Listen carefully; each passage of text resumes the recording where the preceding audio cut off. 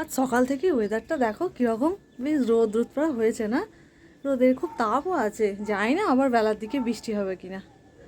আর ওই দেখো দেখায় তোমাদের, তারা আমি হাতটা ধুই।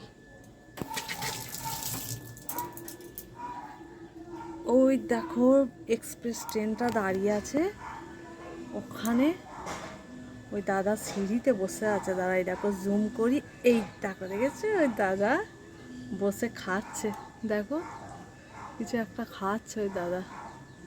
এক্সপ্রেস ট্রেনটা অনেকক্ষণ থেকে দাঁড়িয়ে আছে, দেখো ট্রেনটা। যাই হোক, হ্যালো এভরিওয়ান, আজকে আবার চলে এলাম একটা ছোট্ট ব্লগ ভিডিও নিয়ে।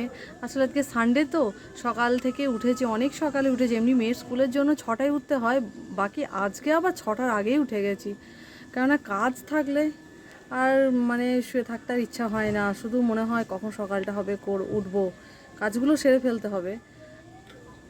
যার জন্য সকালে উঠে গেছি, উঠে সব কাজকর্ম সেরে দেখো কাচাকুচিগুলো প্রচুর কাচাকুচি, মেয়ের স্কুলের ড্রেস ট্রেস অনেক কিছু ছিল, আমাদেরও সব ছিল, আরও সব কাঁচা জড়ো হয়ে রয়েছে যেগুলো এখনও মেলা হয়নি, এবারে মিলবো, রোদের তাপও আছে, ব্যাস এই সব মিলিয়ে চলছে কাজ সকাল থেকে।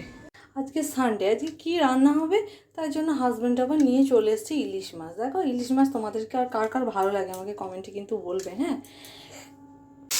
ইলিশ মাছ না আমার ভালো লাগে মোটামুটি, মানে অনেকের যে খুবই প্রিয়, আমার হাজব্যান্ডের খুব ভীষণ প্রিয় ইলিশ মাছ, অনেকেরই তাই, কিন্তু আমার আবার সেটা নয়, আমার মোটামুটি লাগে ইলিশ মাছ, কিন্তু খায় না, খাওয়া নয়। যাক, মাছটাকে হালকা করে একটু ভেজে তুলে নিই, তারপর আবার সবজিগুলোকে কেটে ফেলি। আজ তো সর্ষে ইলিশ করবো, যার জন্য বেগুনগুলোকে আমি এইভাবে লম্বা লম্বা করে কেটেছি, আর তার সঙ্গে দুটো লঙ্কা চিড়ে নিয়েছি, বেশি লঙ্কা দিইনি কেন কি আমার মেয়ে অত ঝাল খায় না না।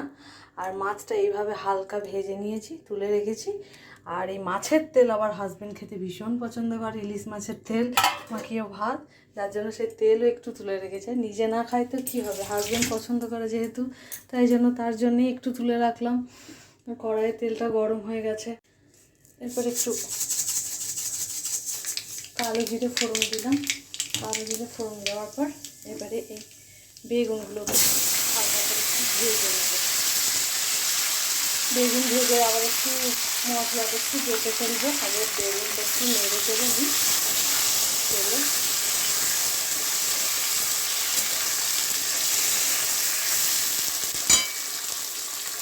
শিলটা পেরে নিলাম, এবার শিলে একটু মশলাটা পিষে নিই। বেগুনটা কি সুন্দর ভাজা হয়ে গেছে, নেড়ে চেড়ে। আজকে তো সর্ষে ইলিশ বানাবো, যার জন্য সর্ষে আর পোস্ত এইভাবে শিলে পিষে নিয়েছি, সেটাকে এবার ছেঁকে দিয়ে দেবো, সেটা দিয়ে দিই, বাকিটা 5 মিনিট ছেঁকে নেবো।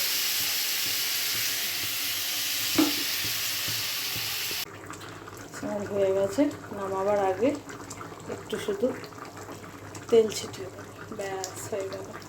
আজ সানডে, তাই জন্য রান্না আমার কমপ্লিট। এ হয়ে গেল সর্ষে ইলিশ বেগুন দিয়ে আর কালো জিরে ফোড়ন দিয়ে, আর এই হলো ইলিশ মাছের টক করেছি, ইলিশ মাছের তেলটা ভেজে রেখেছি, আর একটু লাল শাক হয়েছে, শাকটা আমাদের ডেলি হয়, আর ভাত।